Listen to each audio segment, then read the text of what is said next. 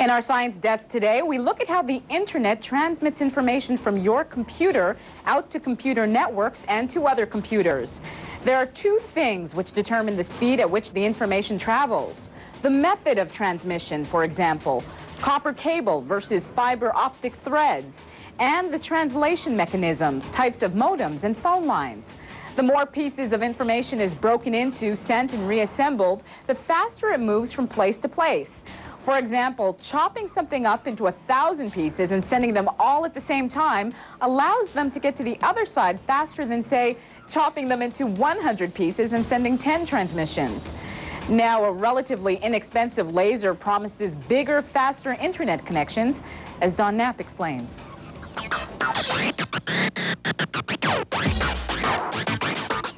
This little device might help reduce everyone's worldwide weight by souping up the internet.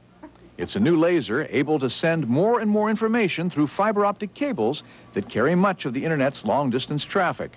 The makers say the new laser is more powerful and less expensive than lasers now used to drive the pulsating streams of light transmitting data across the country. Now the problem is this light runs out of steam when it gets to Salt Lake City or halfway across the country, and you have to pump more laser power in there to pump up the light to make it brighter so it gets all the way to New York. Novolux CEO Malcolm Thompson says his firm's new laser can pump up hundreds of data channels on existing fiber optic cable. The laser is generated by a semiconductor circuit developed by Aram Moradian.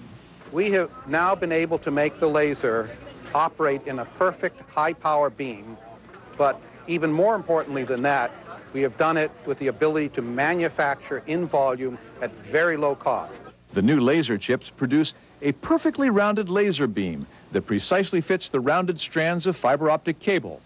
That means greater efficiency and greater volume on the internet, critical as the number of internet users doubles every 100 days.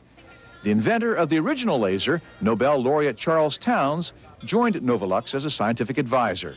You can put more channels on, makes it faster in switching and so on, and you can provide more power. With fiber optic cables filling up nearly as fast as they're put in, firms may be looking for new ways to push more information through the glass pipes already in place. Don Knapp, CNN, San Francisco.